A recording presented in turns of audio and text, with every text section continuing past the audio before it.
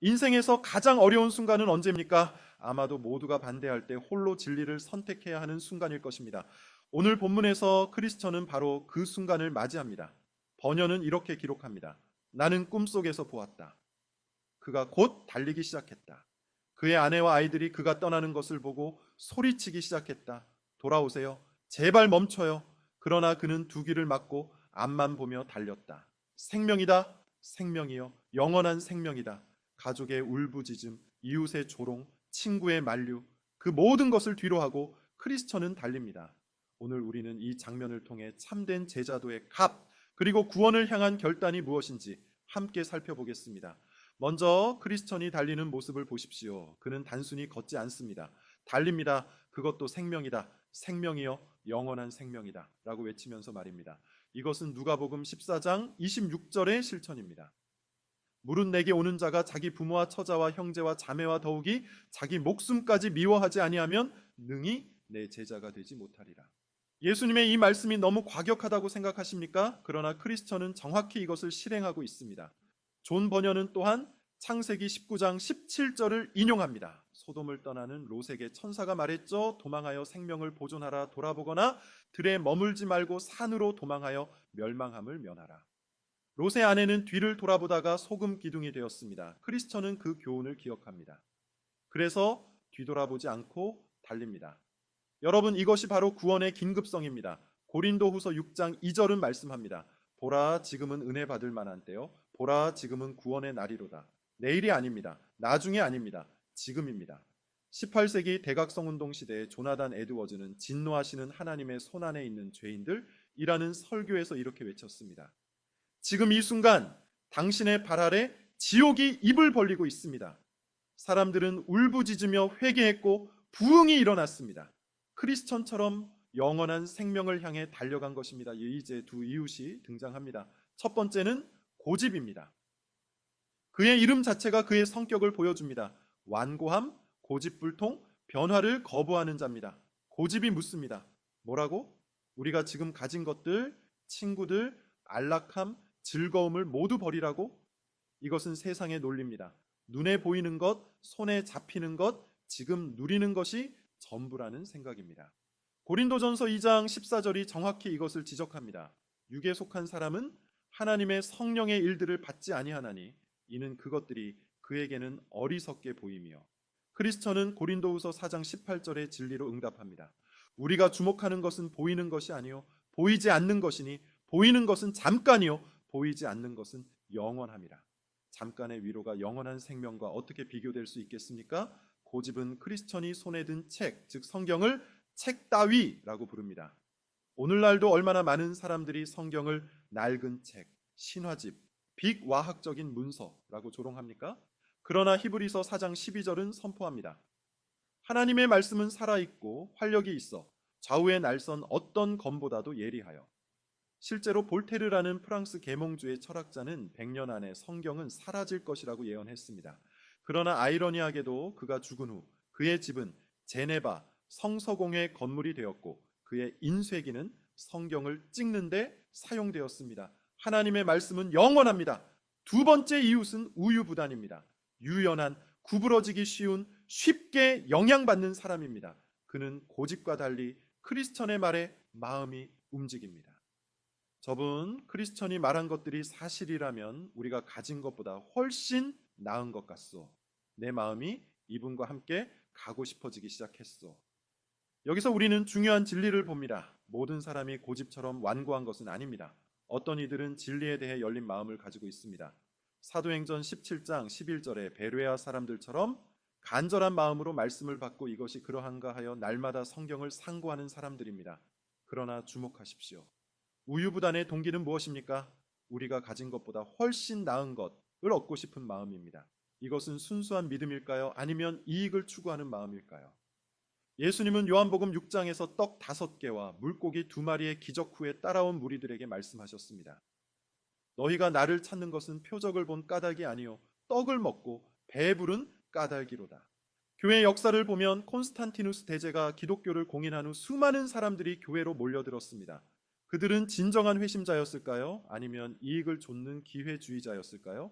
우유부단은 우리에게 이 질문을 던집니다. 크리스천이 우유부단을 설득하는 방법을 보십시오. 내가 말한 것들은 시작에 불과하고 그보다 더 찬란한 것들이 그 앞에 있소. 믿기 어려우면 이 책을 보시오. 여기에 기록된 모든 약속은 그분의 피로 보증된 것이요. 히브리서 9장 17절에서 22절을 인용하며 크리스천은 새 언약의 확실성을 강조합니다. 유언은 유언한 자가 죽어야 되나니 피 흘림이 없은즉 사함이 없느니라. 예수 그리스도의 피가 우리 구원의 보증입니다. 베드로전서 1장 4절이 약속하는 썩지 않고 더럽지 않고 쇠하지 아니하는 유업을 크리스천은 확신합니다. 이것은 막연한 희망이 아닙니다. 그리스도의 피로 인쳐진 확실한 약속입니다. 마틴 루터가 비텐베르크 성교회 문에 95개조 반박문을 못 박을 때 그는 크리스천과 같은 확신을 가지고 있었습니다. 내가 여기 서 있노라, 달리 할 수 없노라, 하나님이여 나를 도우소서. 그의 확신은 하나님의 말씀에 근거한 것이었습니다. 마침내 세 사람은 각자의 길을 선택합니다. 고집은 돌아갑니다. 나는 돌아가겠소. 저런 허황된 환상에 속는 사람들과는 함께 못 가겠소. 그는 잠언 26장 16절의 전형적인 모습입니다. 게으른 자는 선이 대답하는 사람 7보다 자기를 지혜롭게 여기느니라. 자신의 지혜를 의지하고 하나님의 지혜를 거부하는 자입니다. 우유부단은 동행합니다. 그의 결정은 아직 불안정합니다. 그의 이름이 암시하듯 그의 믿음은 아직 뿌리가 얕습니다. 크리스천은 전진합니다. 누가복음 9장 62절의 말씀대로 손에 쟁기를 잡고 뒤를 돌아보는 자는 하나님의 나라에 합당하지 아니하니라. 그는 쟁기를 잡았고 지금부터는 앞만 봅니다. 자, 이제 결론입니다. 첫째, 구원의 긴급성을 깨달으십시오. 여러분, 크리스천이 왜 달렸습니까? 걸을 수도 있었는데 왜 달렸습니까? 멸망이 임박했기 때문입니다. 히브리서 3장 15절은 경고합니다. 오늘이라 일컫는 동안에 매일 서로 권면하여 너희 중에 누구든지 죄의 유혹으로 완고하게 되지 않도록 하라. 19세기 부흥사 D.L. 무디는 시카고 대화제 때 이렇게 고백했습니다. 나는 다시는 구원의 초청을 다음 주일로 미루지 않겠다. 오늘이 구원의 날이다. 실제로 그날 밤 예배를 미룬 많은 사람들이 다음 날 화재로 목숨을 잃었습니다. 둘째, 세상의 조롱을 두려워하지 마십시오. 고집처럼 우리를 조롱하는 사람들이 있을 것입니다. 종교에 미친 사람, 광신자, 시대착오적인 사람이라고 부를 것입니다. 그러나 베드로전서 4장 14절은 말씀합니다. 너희가 그리스도의 이름으로 치욕을 당하면 복 있는 자로다. 영광의 영, 곧 하나님의 영이 너희 위에 계심이라.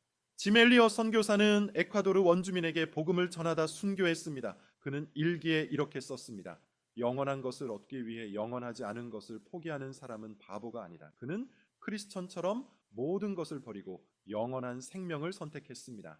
셋째, 확실한 믿음 위에 서십시오. 우유부단처럼 흔들리는 믿음은 위험합니다. 야고보서 1장 6절에서 8절은 경고합니다. 오직 믿음으로 구하고 조금도 의심하지 말라.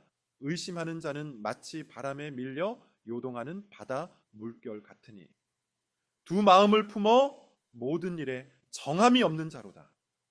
우리의 믿음은 감정이 아닌 하나님의 말씀에, 환경이 아닌 그리스도의 피에 근거해야 합니다.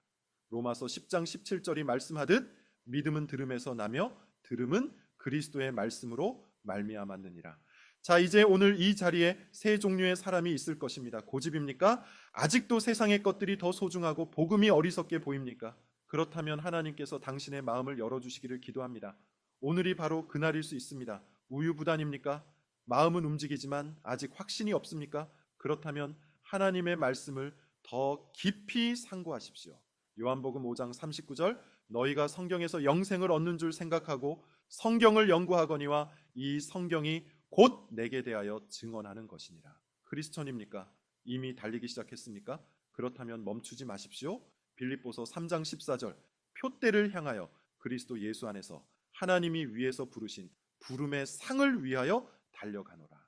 존 버년이 그린 이 장면은 350년이 지난 오늘도 우리에게 묻습니다. 당신은 멸망의 성에 머물 것인가? 아니면 생명을 향해 달릴 것인가? 크리스천이 외쳤던 그 외침을 기억하십시오. 생명이다. 생명이여. 영원한 생명이다. 이것이 오늘 우리의 외침이 되기를 바랍니다. 요한복음 10장 10절 예수님은 말씀하십니다. 내가 온 것은 양으로 생명을 얻게 하고 더 풍성히 얻게 하려는 것이라. 여러분, 오늘이 당신의 출발점이 되기를 축복합니다. 가족이 반대해도, 친구가 조롱해도, 세상이 미쳤다고 해도 영원한 생명을 향해 달리십시오. 그 끝에서 우리는 요한계시록 21장 4절의 약속을 누리게 될 것입니다. 모든 눈물을 그 눈에서 닦아주시니 다시는 사망이 없고 애통하는 것이나 곡하는 것이나 아픈 것이 다시 있지 아니하리니 처음 것들이 다 지나갔음이로라. 오늘 지금 이 순간 달리십시오. 아멘.